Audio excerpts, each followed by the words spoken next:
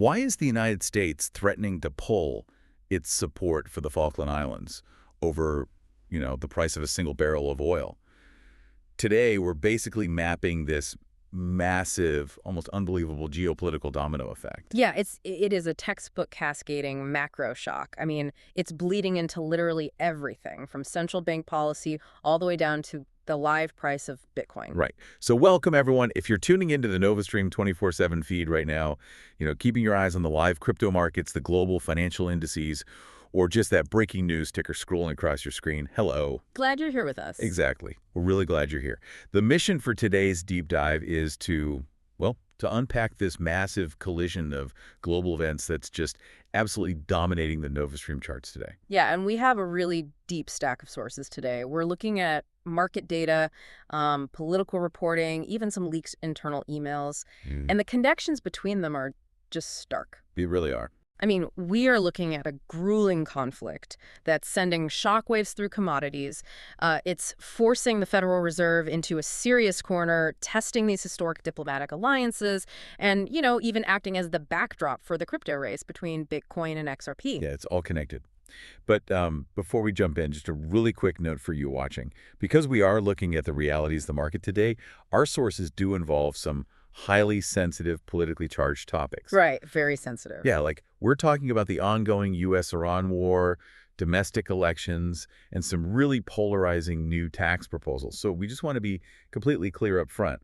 Our goal with this deep dive is strictly impartial reporting. Exactly. We aren't here to endorse any political viewpoints, left or right. Right. We're simply taking the data provided by our sources and, explaining the market forces at play. Yeah, I mean, our job is basically to map the terrain, right? Not to pick a side in the territory disputes. Spot on.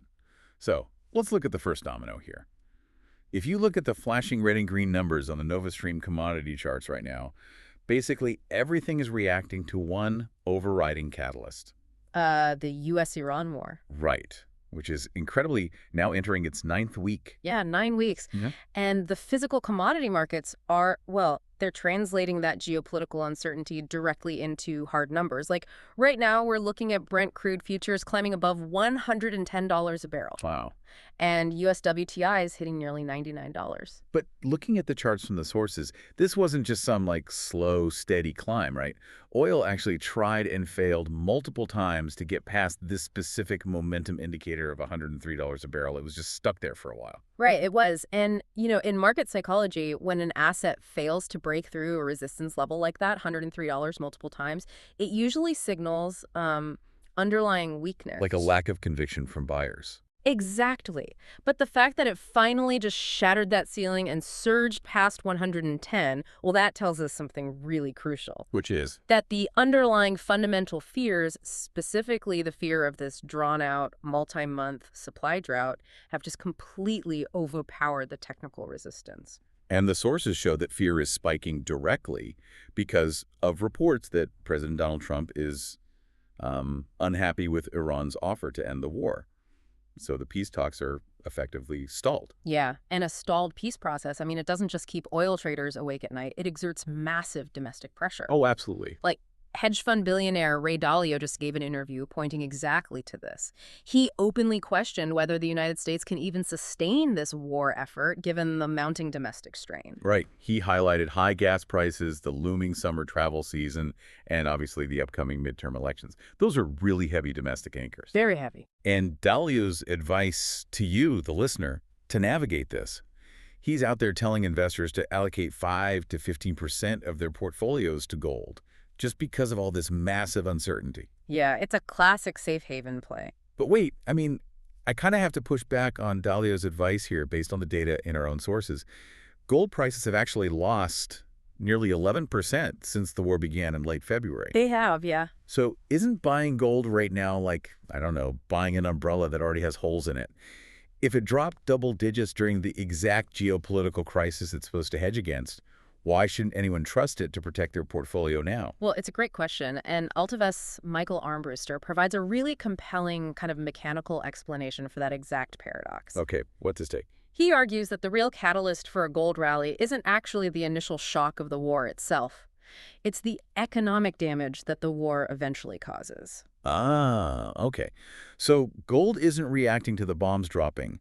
It's waiting for the economic recession that the bombs basically trigger. Precisely. Yeah. That's the exact mechanism. The ongoing rally in oil we just talked about, it acts like a massive, unavoidable tax on the broader economy. Right, because everything gets more expensive to ship and produce. Exactly. It slows down GDP growth, it creates this higher for longer energy price environment, and eventually that economic stress, slowing growth, combined with high input costs, that is what will drive investors back to gold's safe haven appeal in the second half of the year. So what was that initial 11% drop about, though? That was likely just institutional shifting of liquidity. Oh, like covering margin calls. Right, selling gold to cover margin calls or rebalance into cash during the initial panic of the invasion. The long-term play, though, is all about economic deceleration. Okay, so the oil domino knocks over the economic growth domino, which eventually pushes up the gold domino. That actually makes a lot of sense. Yeah, it's all a chain reaction. And that surging oil price is, well, it's bleeding directly into domestic inflation, which brings us right to the Federal Reserve. Right. And the central bank is boxed into an incredibly tight space right now. I mean, March's CPI just saw its largest increase in nearly 4 years. And the specific drivers: rising gasoline and diesel prices. Yeah. But here's the trap that Diane Swank, she's the chief economist at KPMG. She points this out in our sources. While inflation is spiking heavily because of energy, the underlying domestic economy is actually still running surprisingly hot. Wait, really? Even with the high gas prices? Yeah. Retail sales remain strong and the unemployment rate actually declined. So this combination completely traps the Fed. How so? Well, they need to keep their options open to either tighten policy if that energy inflation spirals into broader services, or loosen it if that energy shock suddenly just cracks consumer spending. Talk about walking a tightrope. Oh. And they're trying to navigate this trap during a historic leadership transition, too. Yeah, the timing couldn't be more intense. The Fed is meeting on Wednesday, April 29th. Markets overwhelmingly expect them to hold the benchmark rate steady at 3.5 to 3.75%. But this is likely Jerome Powell's final meeting as chair. Right, because Kevin Warsh has been nominated to succeed him. And just this remarkable piece of scheduling, the Senate Banking Committee vote on Warsh's nomination is scheduled for the exact same day as the Fed's rate decision. Wow. And the sources mentioned a massive hurdle that just got cleared out of Warsh's way, too. The Department of Justice officially dropped its criminal probe into a renovation project at the Fed headquarters. That is a huge deal. Mm-hmm. Powell had actually called the probe political intimidation and demanded a transparent resolution. So with it dropped, the political capital freed up is immense. Absolutely. I mean, with it gone, Republican Senator Tom Tillis immediately announced he's giving Warsh his support. Which effectively paves the way for his confirmation. But looking at this from the outside, I mean, it's like swapping the driver of a massive freight train. But the new driver still has to run on the exact same tracks the previous driver laid down, and the brakes are already overheating. That's a very good way to put it. So does Warsh's arrival actually change anything for the listener's wallet? Are you going to see faster rate cuts just because there's a new name on the door? According to Goldman Sachs economist David Miracle, the short answer is no. Really? No change at all? Not really. A new chair doesn't have unilateral power. They have to build consensus among a committee of policymakers who, right now, are already deeply divided on this inflation data. Right. It's a committee vote. Exactly.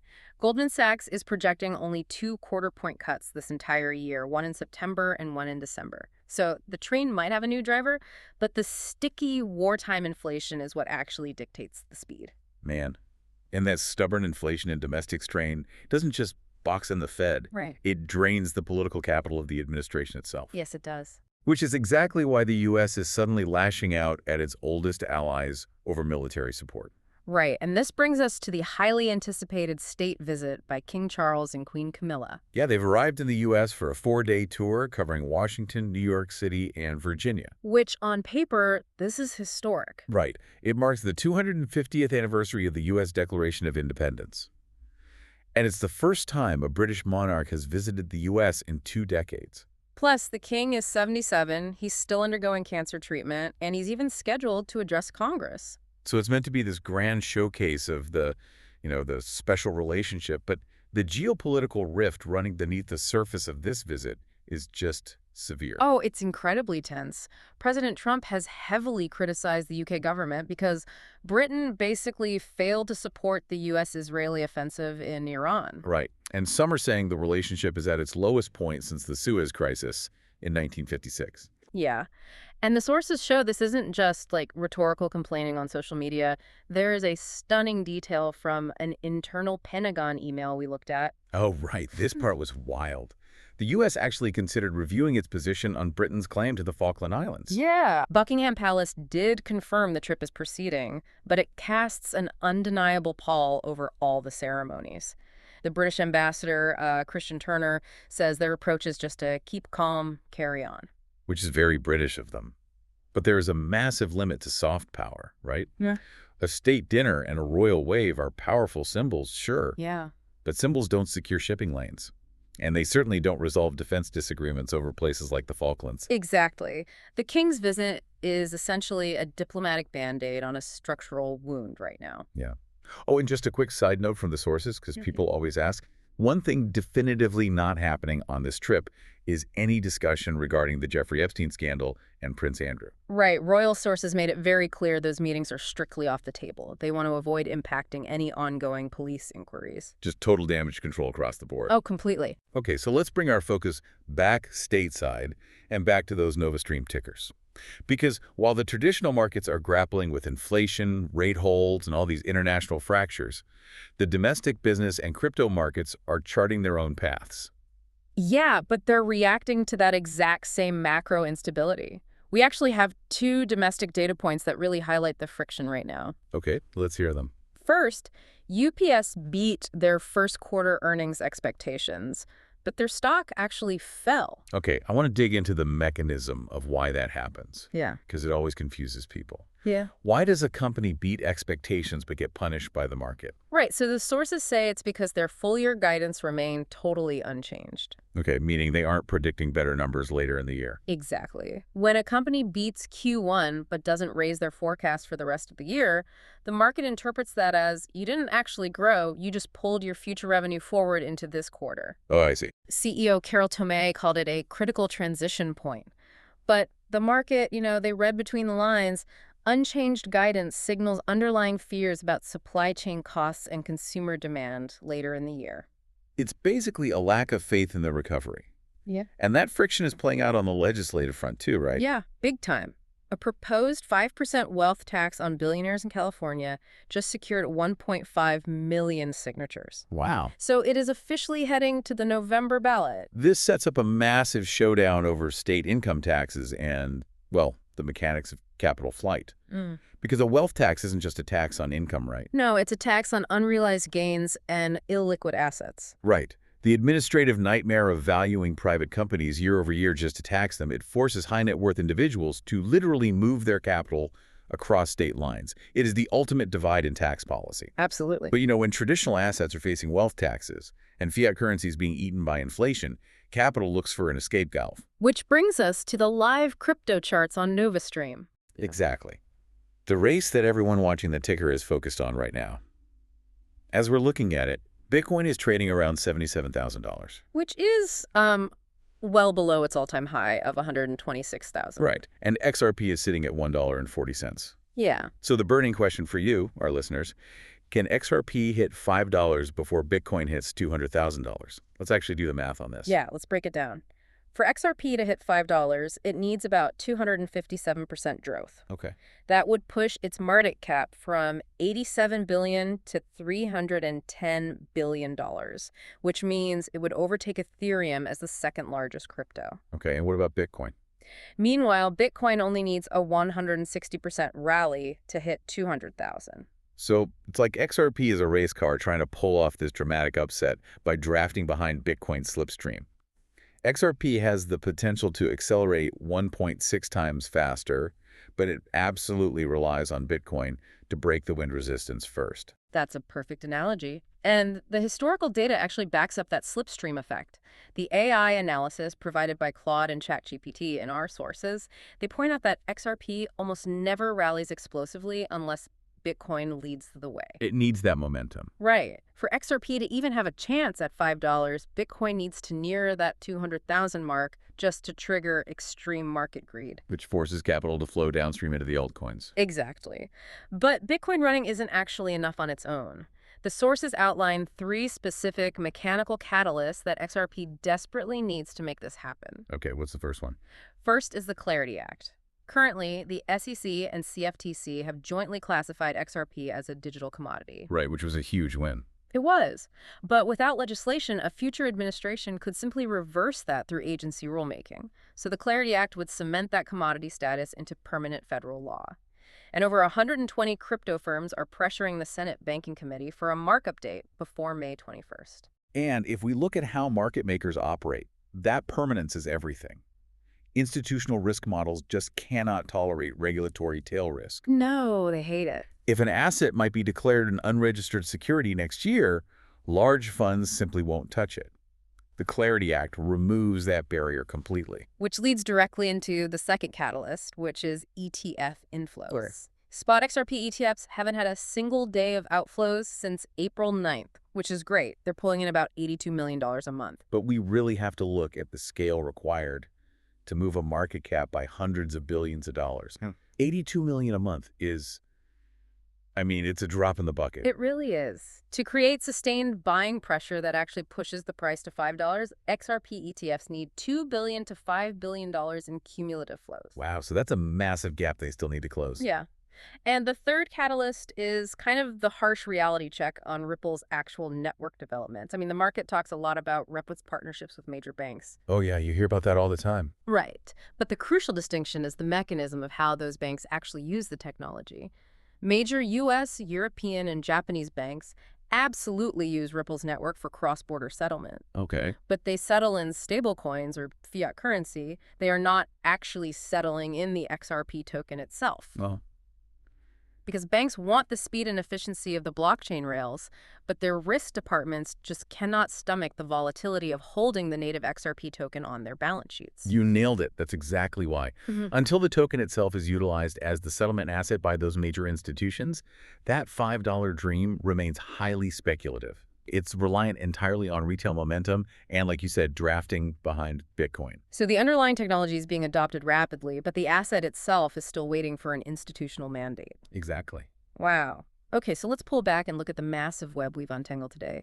We have a 9-week war that breaks technical resistance to drive oil past $110 a barrel. That energy shock acts as a tax on the economy, which basically handcuffs the Federal Reserve right in the middle of a historic leadership change. Yep. And that exact same geopolitical strain fractures the special relationship with the UK, forcing markets to reprice sovereign risk over territories like the Falklands. Yep. And all of this macroeconomic instability forms the volatile backdrop for a critical race in the crypto markets. It's all connected. And, I want to leave you with a final thought to ponder as you watch these live tickers evolve on the stream today. What's that? We're basically seeing traditional centralized systems, fiat currencies managed by boxed-in central banks, historic alliances fracturing under transactional pressure.